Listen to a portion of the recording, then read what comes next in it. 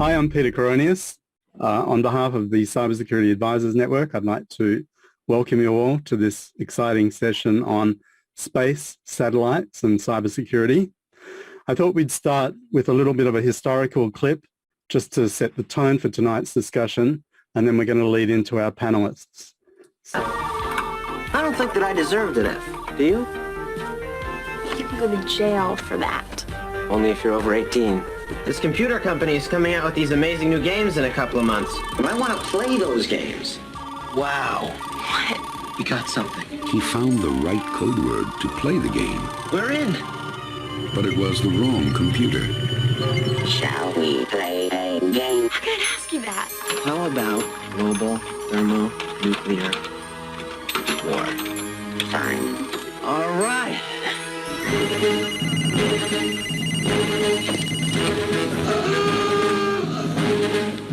What the hell? They're trajectory headings for multiple impact re-entry vehicles. How's that mean? I don't know, but it's great. All stations, this is Crystal Palace. I wonder if I should use my subs. 22 Typhoon-class submarines departing Petropavlovsk. What in the hell's happening here? Oh my God. Shall we play? I have 7, correction 8. That's 8 Redbirds. Get on the sack. Tell them to flush the bombers. Russians are still denying everything, sir. Who are you working with? Nobody. Why don't I believe you? Today we have Soviet missile warning. Placed under arrest pending indictment for espionage. Espionage? Confidence is high. I repeat, confidence is high. Cobra Dane, is this an exercise? Negative, this is not an exercise. Get me the president on the horn. It's still playing the game. It's gonna start a war. Close up the mouth. Is this a game or is it real? War games.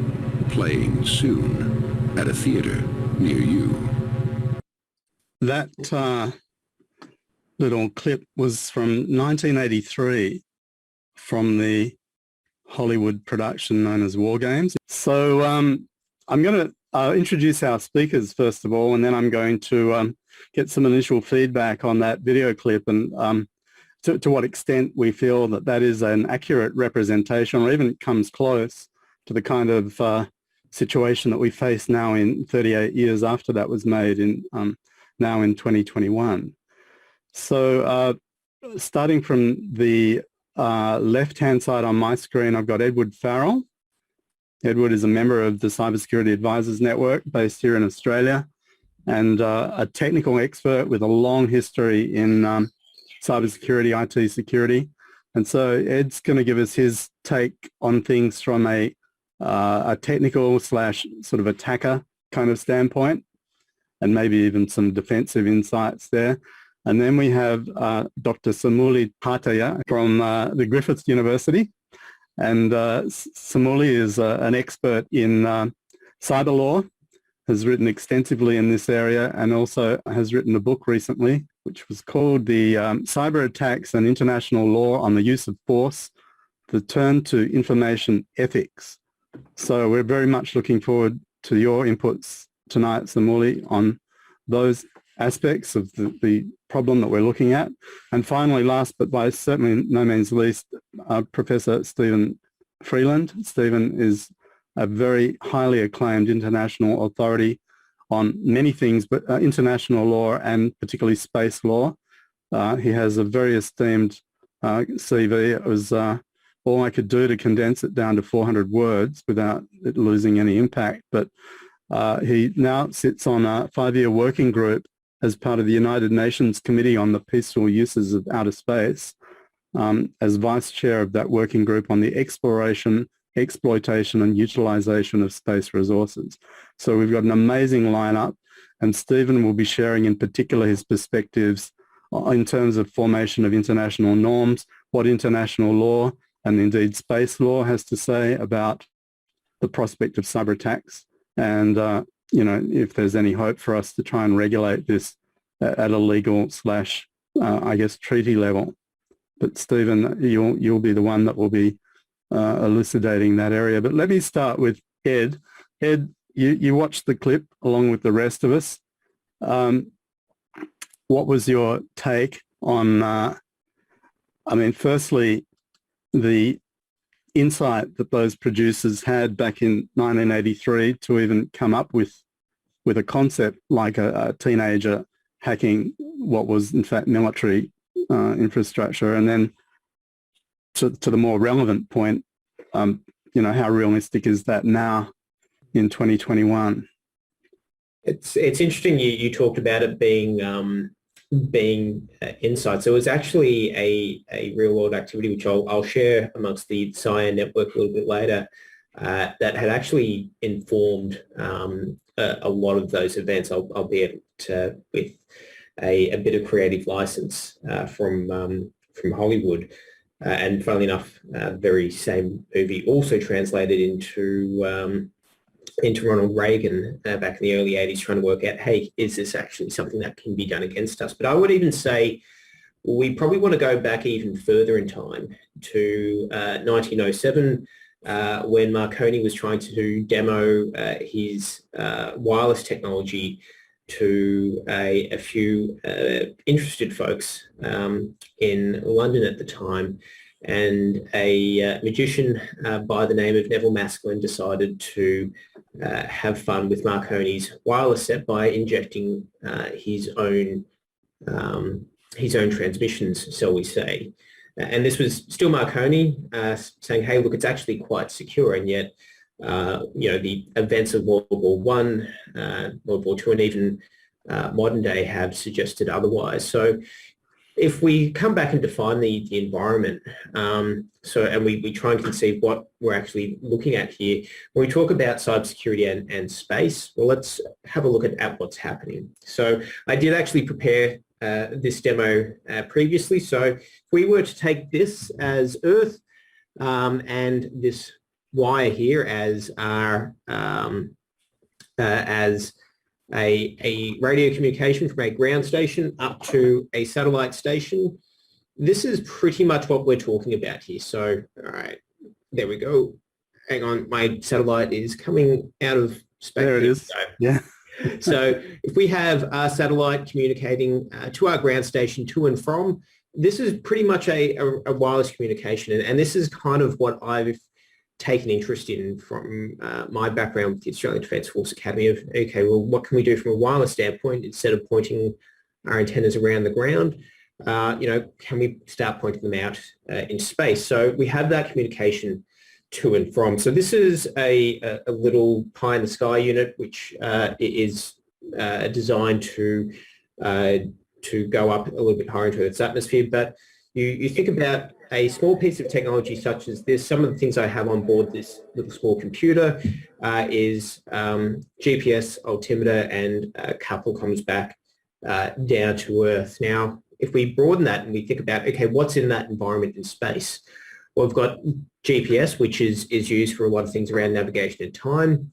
We've got the means to communicate UHF radio and entertainment. We've also got wideband communications bearers such as Optus C1 and also Elon Musk's Skynet as well, going up into space as well to enable communications. There's also the enabling of things like some forms of automatic ship-based communications and aircraft comms, such as AIS and ADS-B now occurring over satellite, weather satellites, and that list goes on. And of course, we have ground stations. So we've actually got a lot of moving components. And then within that, we've also got to start thinking about, all right, these are aircraft that are on board this. We've also not only got our payloads that are achieving a particular effect, we've also got an onboard aircraft as well in space. And so, as I said, suddenly we've got, we've now got this simple concept of radio communications that we've had fundamental flaws with for over 110 years that are still with us today. And so, what are some of the threats and risks that we can think about here? And so things to be having in the back of our minds are, we've got flight control systems, we've got communications, we've got systems of systems that are achieving effects for us. So GPS for navigation, GPS for time.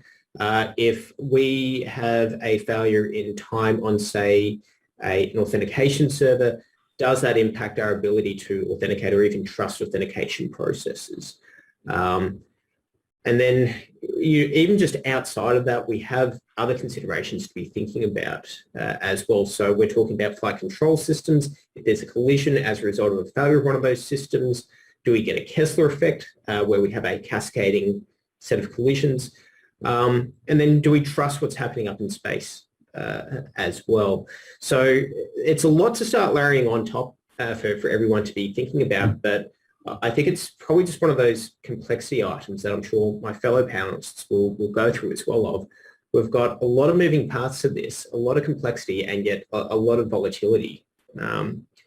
And yeah, I'm conscious I've probably taken up a fair bit of time there if we want to continue and hand it back over to the panelists. I'm happy to jump back on some technical stuff later. Ed, just let me ask you one quick question, like just a short answer. I mean, are you saying, because what I think I'm hearing is that because of both the complexity and also the known vulnerabilities that have existed and have basically migrated into satellite communications through the RADCOM's sort of history, we are looking at systems that are inherently insecure unless things are done to secure them. I wouldn't say inherently insecure. I would say the evolution of the environment is creating insecurity. We look at that from a technical standpoint. I did hope to have a technical demo for you, but this is a software-defined radio. I can pick one of these up for a couple of bucks, and now I've got the means to transmit and receive to satellites.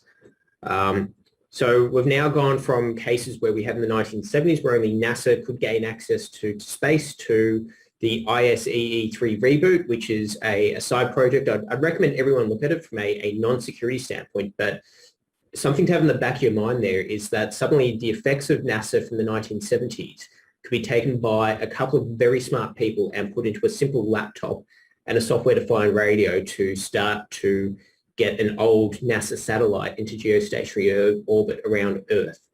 That's how far we've come, and here are issues that we didn't conceive of back then. That, as we now move into a very different geopolitical environment, are starting to create some of these complexities that have certainly brought about our discussion here this evening.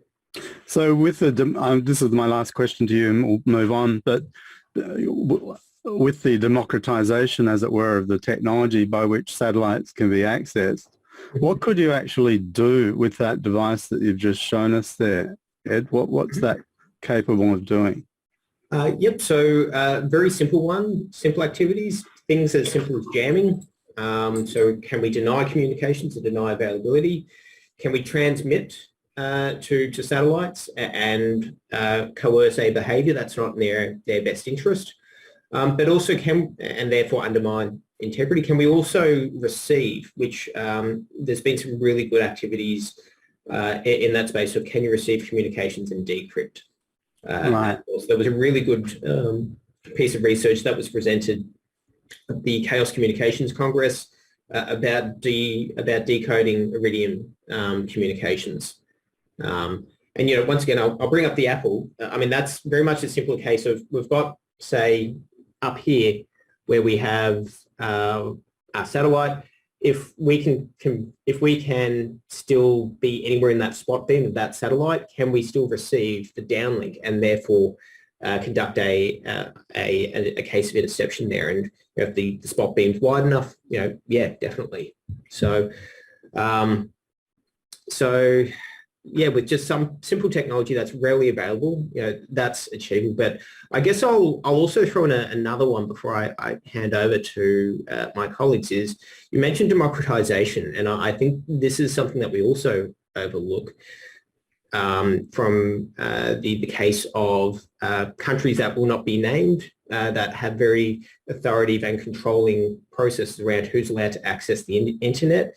If you've now got a network of communications that can jump over a particular country's firewall, does that pose a threat? And therefore, what actions would that threat actor look to take against those sort of communication systems? Wow, that's an important insight. I think I was meaning democratization more in the sense of popularization of the devices. But I mean, that's a very interesting insight that you looked at how you could apply that to subvert the sovereign policies of a nation that might not want their information interfered with in that way.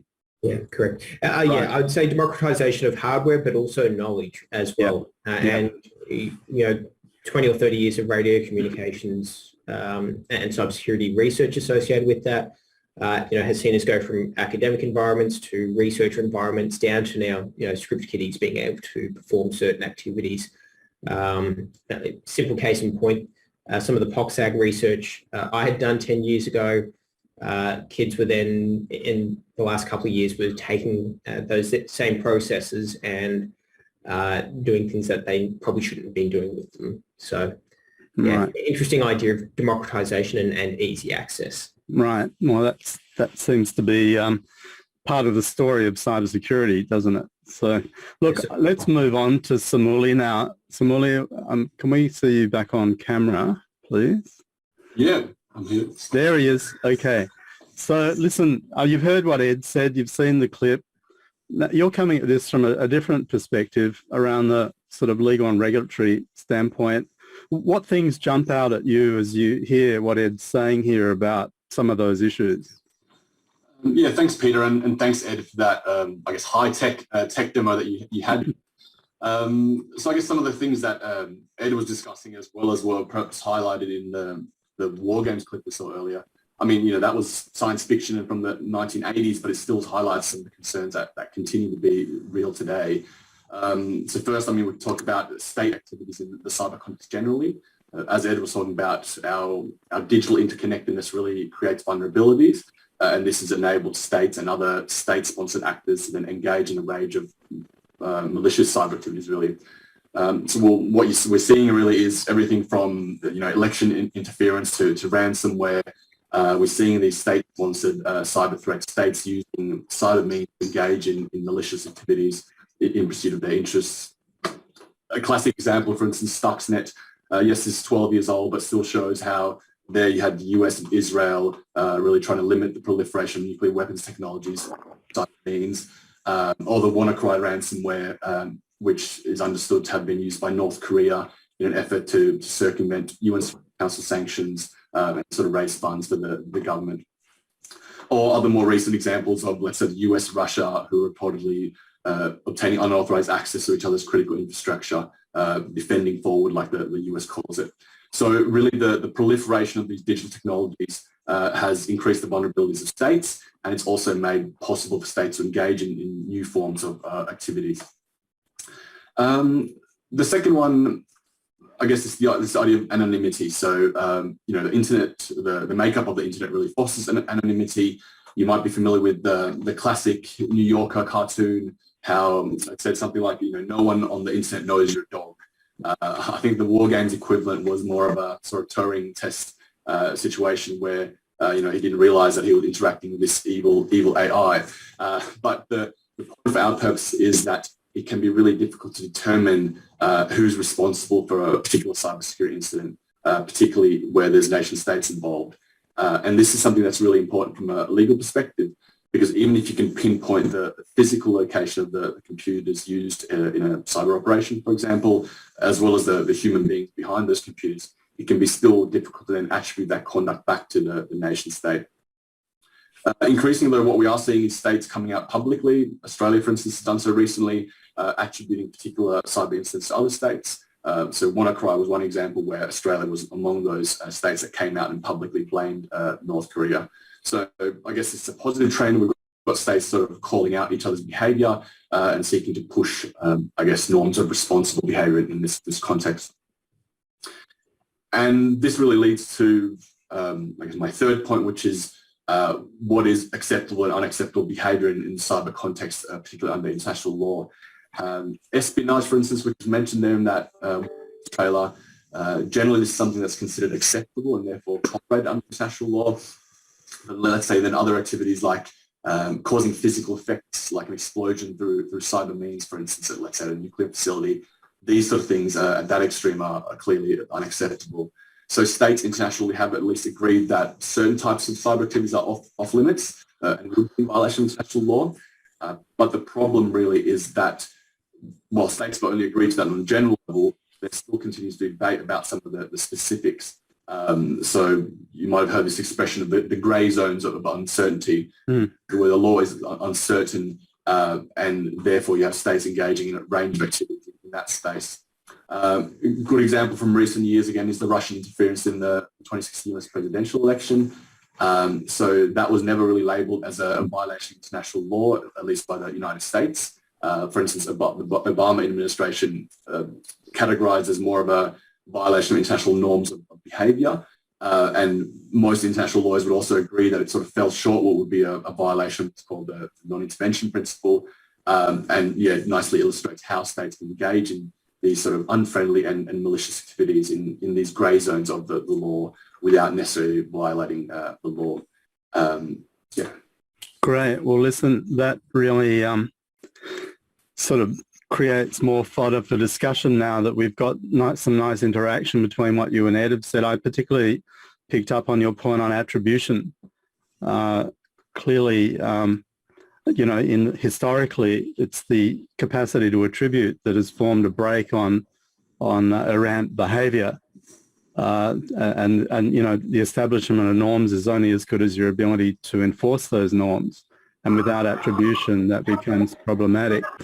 Okay, now that's a very good segue into Stephen Freeland. Stephen, thank you so much again for making the time to speak with us tonight. I'm going to just ask you to launch straight in and, you know, from a high-level view, what you've heard so far, and then lead us into what you think are some of the most troubling issues. I know that in one of the points that you wanted to raise was this sort of hypothetical situation of what a day without space might look like, because you have a legal practice that advises space clients.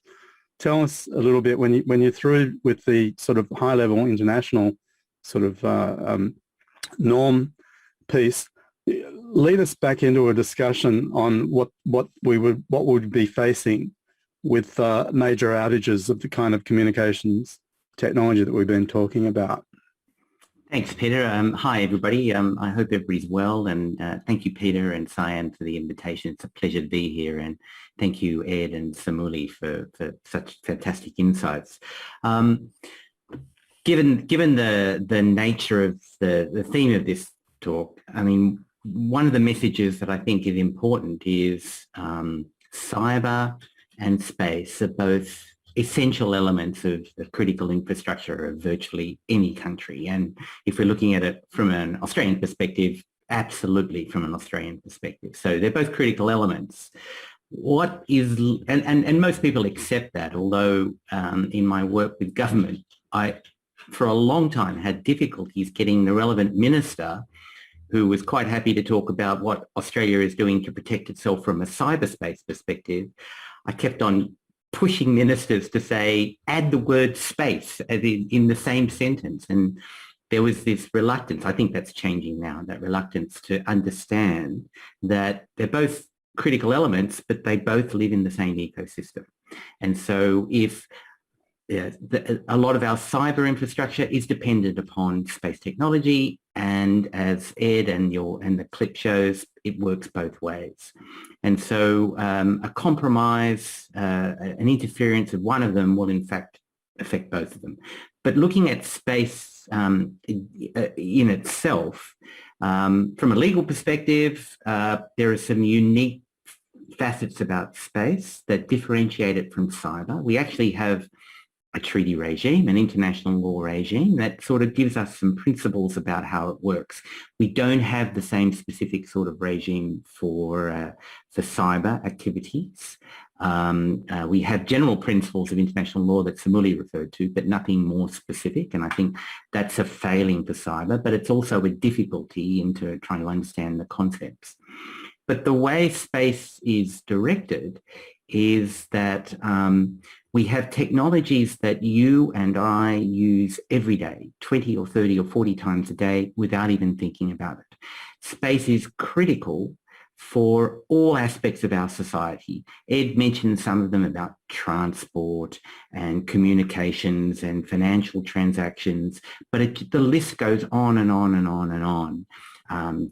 Agricultural management, disaster management, mining, navigation purposes, satellite television and all sorts of communication. You know, I could really list 30 or 40 different ways, weather forecasting, that space is essential.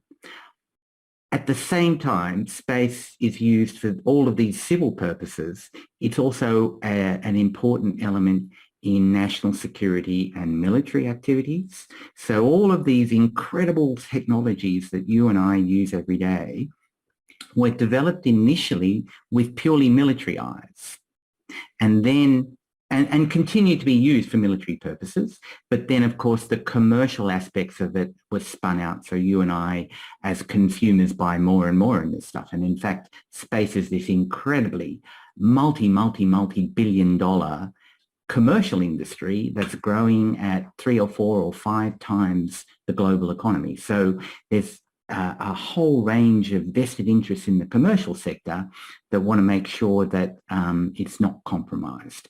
So it's complex, it's big, and yet, as Ed foreshadowed, some of the infrastructures upon which countries are incredibly dependent were developed not necessarily with the perspective of how to protect it from its vulnerabilities to access through cyber technology. And so there is this, in a sense, mismatch of protections. You know, we have developed cyber activities to defend our cyber capabilities, but we haven't really thought about it in terms of cyber capabilities impacting upon space and vice versa. In terms of interference with space activities, that's happening all the time because space is so crucial to every country. You have a whole range of activities. Ed mentioned jamming, and there's other activities like spoofing, and you know, you could speak to the techies and they would give you many ways in which countries on a regular daily basis are trying to interfere in a non-kinetic way with the space activities of others. And Samuli mentioned vulnerability, and I think I'll end there, but then open the discussion. Vulnerability is absolutely threshold in this regard. A day without space, as you said, would be a disaster for virtually every economy in the world. It would be a disaster for the military and national security side. But in Australia, for example, our infrastructure would completely collapse. Our sewage systems would collapse. Our traffic systems would collapse. Our financial systems would collapse. So many elements of the way that we are used to the functioning of society would collapse. And so there's this interesting dichotomy with space. It's competitive. It's used for national security benefits. But on the other hand, the major spacefaring countries, given that all countries are dependent, but obviously there are some that are so dependent because they have such capabilities, the major spacefaring nations all have something in common. That is, if we develop technologies that in a sense make space unsustainable, or they become theatres of warfare where we're trying to compromise our opponent in an irresponsible way, that will also bite us in the backside. And so, unlike other great challenges of life, say climate change, I mean, climate change will affect everybody, but those most affected will be the poorer countries, at least initially, the island states. With space, if we have a day without space, if we compromise our ability to access space, we will all be impacted in many ways, but those most affected will be the major spacefaring countries, the United States, so the Russians, Chinese, the Brits, the Canadians, etc. And so even though they compete with each other, even though they try to push the envelope, they also realize that if we go a step too far, if we cross certain lines, then in fact, we're doing ourselves a disservice as much as someone else. So there is this eternal hope that at least countries will be responsible. But you mentioned about democratization and access to technology. Of course, that's the same in space. And now you have non-state actors who also have capabilities in space. Are they guided by the same constraints? Will they be as disciplined in terms of ignoring the consequences of their actions? We don't know, but there are certainly vulnerabilities. But the important message for the audience here is that those vulnerabilities are as much tied up with cyber activities and our dependence on cyber, and it works both ways. Back to you, Peter. Thank you. That's a beautiful analysis, and I think I can imagine, people thinking through what you've just said. But before we pass back to the panel, I just wanted to ask you one question, Stephen. Given your, background in international law, could you explain to us to what extent international law applies to space, and what are the norms and the treaties that govern space at the moment, and how might they impact on malicious actors that may be state-based? I mean, it's much harder if you're talking about like that teenager we saw in the video clip, or a criminal gang. But if it's a state-based, and if it could be identified and attributed to a state actor, what does international law say about that, and what sanctions lie against such actors? It's a great question. So space is an area that is governed by international law, so not national law. So Australian law applies to the airspace above us. Australian law does not apply to the outer space above us, although it might apply to objects or personnel, but that's a different issue. So it's akin to the high seas. Australian law doesn't apply to the high seas, but it might apply to ships on the high seas and the people on there. So we have a series of treaties. They were developed in the 60s and 70s. A lot of people say, well, they're old and outdated, but they're not. They've given us a set of fundamental principles that, notwithstanding the incredible rapid development of technology and all of the challenges that there are and the increasing strategic value of space has actually worked well. We haven't had wars. We've been able to garner incredible benefits for the whole of the global humanity. You and I use space in ways that we couldn't imagine living without.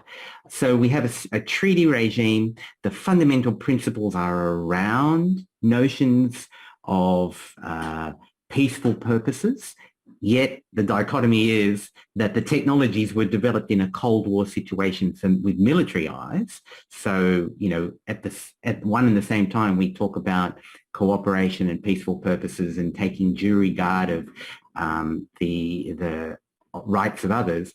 But of course, there are military uses, not weaponized uses, although that's a danger, but military uses for terrestrial purposes. All wars now are fought using satellite technology.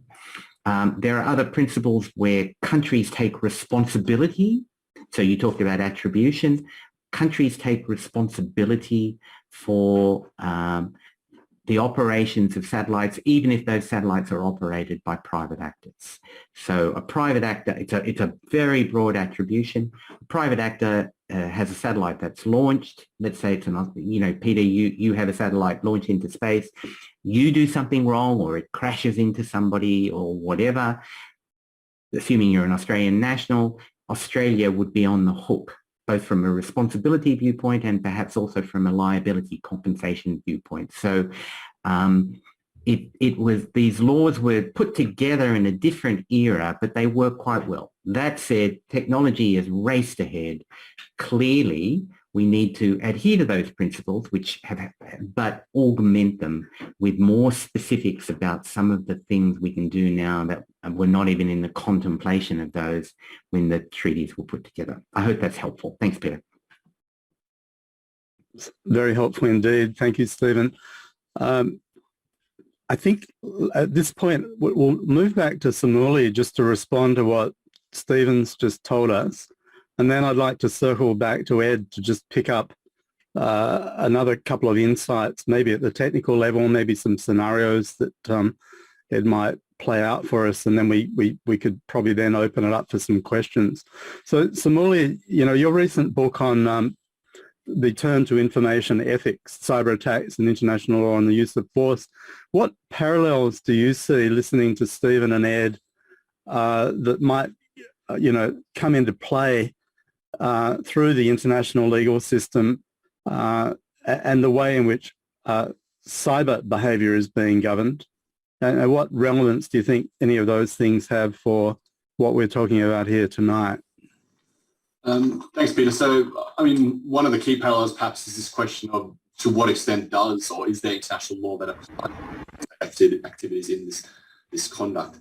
So, I mean, traditionally there's been this perception that the cyber context is some kind of lawless Wild West where there is no sort of international law that applies. That's not really the case. States have agreed. I mean, just this year, there's been 2 UN processes in which states have sort of reached consensus on this issue that, yes, international law does apply to their cyber activities, as they call them.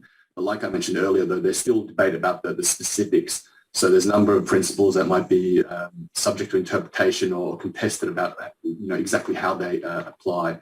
Something that I looked at in my book that you mentioned, is this idea of a use of force. The use of force language comes to international law from the sort of World War II context. So from that sort of technological context, violence was understood in certain ways. States using armed force, tanks, artillery, kinetic weapons, and death and destruction, and so forth. But how does that then translate to the current technological context in which a cyber operation might cause disruption opposed to destruction, even though the effects ultimately might be as serious? So one of the issues that I looked at in my book and what is still less subject to debate now, but when is a cyber operation or a cyber attack a use of force? Yes, clearly when, let's say, it causes physical destruction, that could harm or injury to human beings, that's clearly equatable to a traditional use of armed force. And many states have come out to support a position saying, yes, in those sort of circumstances, it would violate the law, but there's still continuing to debate about what about below that threshold. So what about if it's only economic effects, or let's say critical infrastructure is temporarily disrupted, but there's no actual destruction? Would that qualify as a use of force? And there is no sort of one answer to that necessarily. Different states would approach that in different ways. And that's, I guess, one of the ongoing challenges. So, this lack of consensus around the specific application of these really important rules of international law. I think it's particularly interesting around this threshold issue of what constitutes use of force, when combined with attribution, really sort of brings us back to the starting point, which is, what if a non-state actor using some commonly available device was to institute a non-kinetic attack against a piece of space infrastructure, let's say a satellite. It seems like there's still a little bit of a grey area there. If it's not force, and it's hard to sheet home attribution, then I think we're left in sort of a grey zone area where there can be contestable behaviour out there that's hard to regulate. And I think maybe we'll get another word from Stephen on that. But Ed, I know you have to leave in a minute. Can you just give us some pointers on what do you think defences might look like? Let's look at we've been talking about attacking, but what might a defensive strategy look like if you were the owner of some space infrastructure wanting to shield it from attack? Yeah, interesting question, Peter. I think it's almost, we have to return back to what I said before of, human beings been on this planet, we've been writing, we've been forming governments, we've been waging war for the last 5,000 years, and I hope that nothing is new under the sun.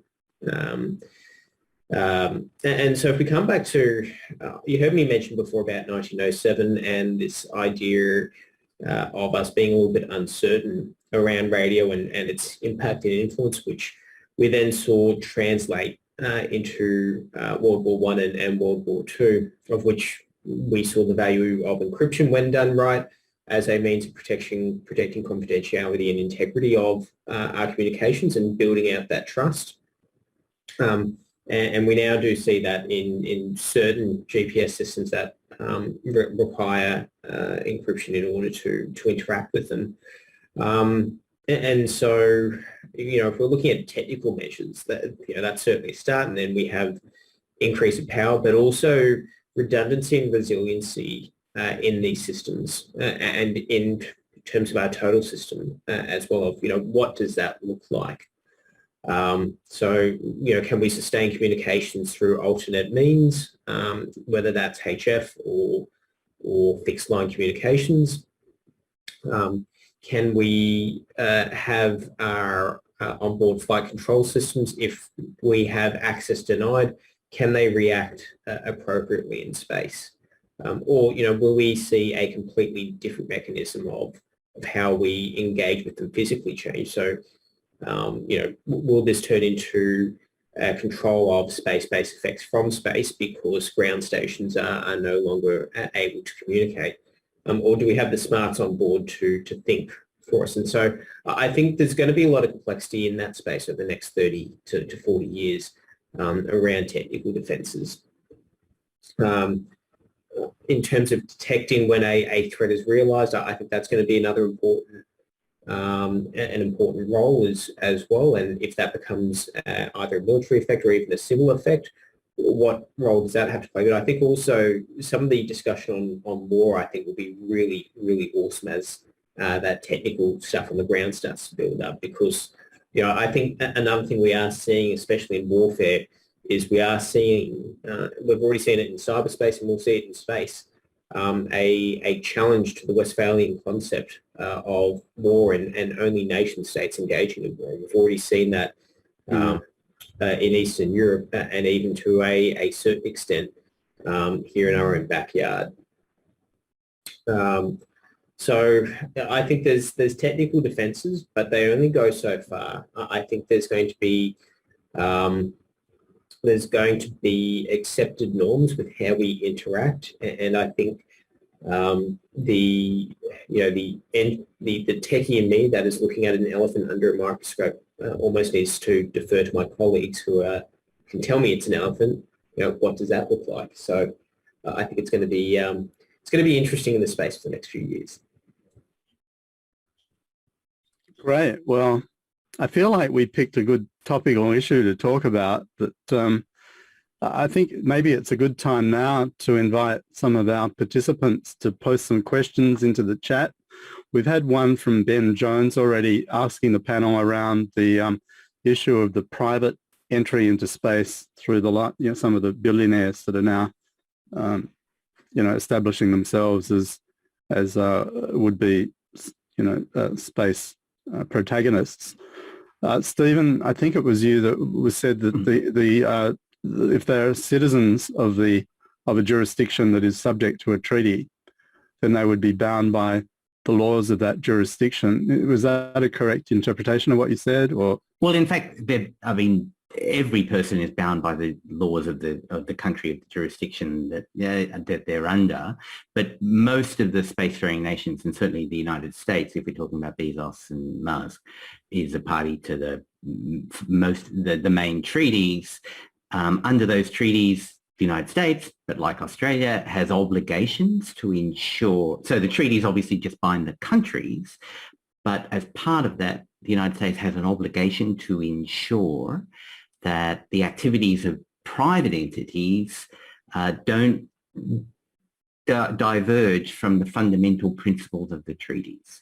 And so how do countries do that? They pass national law. So Australia, for example, has national space law. We authorize, we supervise activities of private actors who want to go to space, bearing in mind that even after we've authorized and supervised them, as I said before, we also have responsibilities and international law and liabilities if things go wrong. It's the same in the United States. They're actually pretty good at this.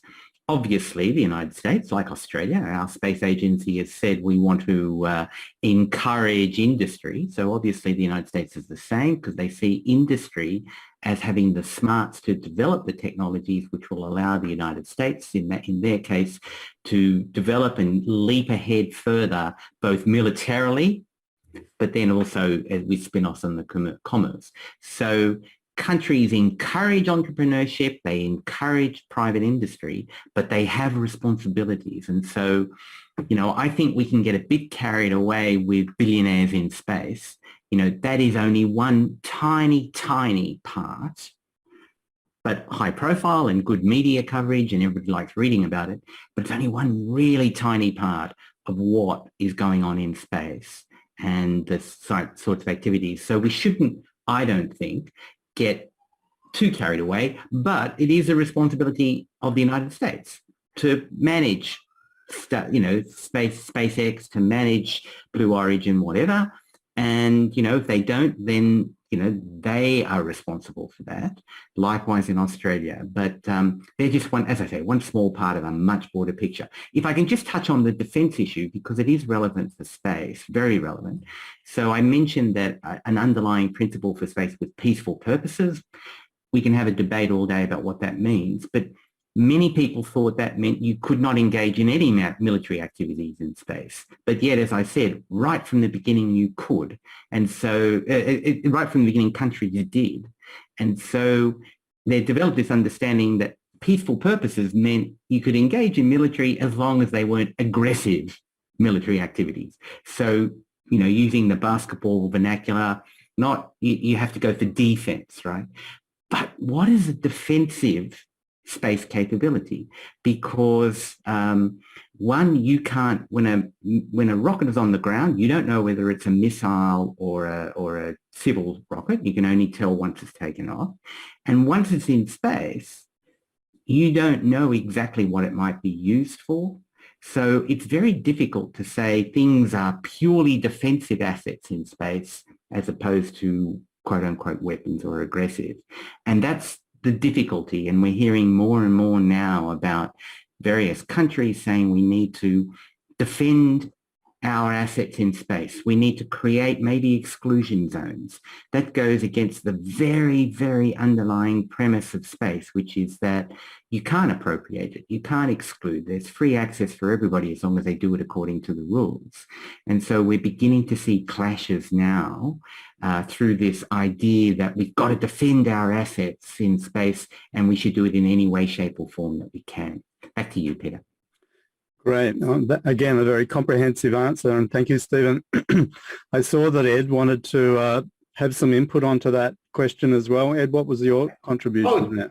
Yeah, I think Stephen went into a lot of depth on that one, and brilliant. I think the only addition I would probably factor in is what we've already seen in cyberspace with folks that are coming into an environment and doing so in what could be described as a lawless manner. There was a really good analysis done on what that looked like when we started to see a lot more aggressive threat actors in cyberspace some 15 years ago, which was that in such lawless environments, one has to be lawful. And so the interdependencies on a lot of these actors economically on what's still back on the ground here is such that there is an ecology to this that both economically minded individuals such as Musk, Branson and Bezos, still have to have that in the back of their minds to act responsibly, but also the mutually assured destruction that I believe Stephen briefly alluded to, that in itself, whilst not necessarily codified in law, is such that, people will have to behave in a certain way, and one would hope that those would be recognised in their behavioural norms. But yeah, that was really what I just wanted to add to that. You will forgive me, I do have to depart. I am also teaching on the SSCP course with ISC Squared this evening. So Peter, thanks for having me, and I'll let you end. Thanks, Ed. Just before you go, there are questions in the chat. What I might do is email the panelists those. Yeah. So if we don't get a chance to answer them on the call, the people that shouldn't feel disappointed, we'll try and get back to you with some answers. Please Thanks, do. Ed. Yep. Yeah. And thank you for that. And I am keen to continue the discussion. So please send them through, email them through, and let's keep evolving this. Thanks again for organising this. Great work. Thank you, Ed. See ya. Bye. So we've got 5 minutes left, and I've got a couple of questions here in the chat that either Samuli or Stephen might like to respond to. This one might be good for Samuli. It comes from Patrick Fair, member of CyAN, a close friend of mine, and he says, how do nation states ensure interception and content regulation when services are delivered from space objects responsible to other nation states? How is this playing out? there isn't a lot of regulation about the content of space. As I said, space should be used in particular ways. It's dependent upon frequencies. There are all sorts of authorization and continuing supervision. But the treaties and the regulatory framework don't have a lot to say about the uses in terms of the content of space. That is as much an issue of national law.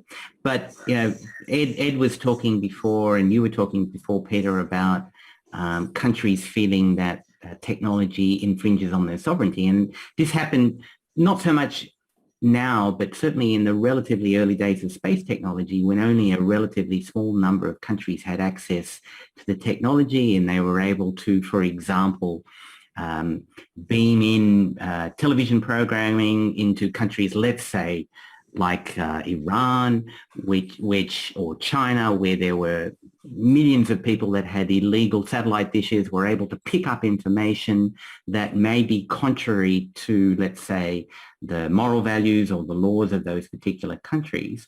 And so less developed spacefaring nations at the time were complaining that this was another form of colonization, neo-colonization, by using space assets for propaganda purposes and to send in messages, through this technology.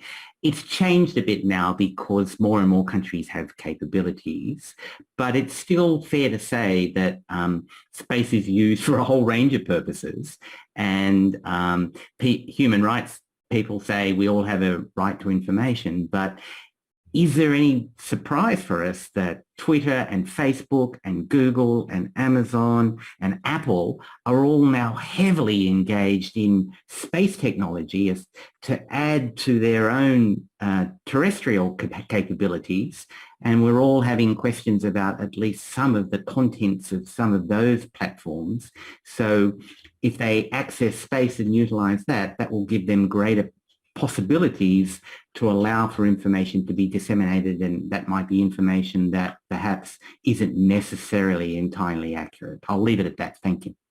Great. Thank you, Stephen. Well, look, we're at the end of our time, but as I say, I've captured the questions from the chat, and what I'm going to invite the panelists to do, if they're willing, is to respond to those offline, and we'll post that when we post a record of this conversation, this video. We'll put the answers to those, or the question and the answer with it as well, and that way we'll be able to get to the questions that we couldn't get to in time. So just before I leave, I'm just going to, well, firstly, to thank our three panelists, Professor Stephen Freeland, Samuli Haataja, and Ed Farrell. Thank you so much for your participation, expertise tonight. It's been a great discussion. I feel like we could have gone on for another couple of hours at least, because this is really such a vibrant and evolving topic. And for those of us that come from a cybersecurity standpoint, can see the parallels. And I think that's the reason we had so much interest in this talk, is we're already seeing parallels and what has happened in cyber. Could it happen in space? And I think, Stephen, to your credit, you've you're across both areas. And I think the degree to which the three of you interacted in tonight's discussion has really helped our understanding of what the interplay between those factors are. So thank you very much for your time tonight. For those on the call, this is just a little quick plug to CyAN. We're a global not-for-profit network. We call it a trust network of cybersecurity professionals worldwide. I'm just going to post into the chat now some information about CyAN. You can go and check us out before you leave tonight. And we very much look forward to seeing you again. We've got your email addresses. If you're consenting to our further communications with you, then we'd love to invite you back to another discussion of a similar kind. So it's Peter Coroneos here for the Cybersecurity Advisors Network. Thank you all for your participation tonight, your questions and your contributions, and we'll see you again soon.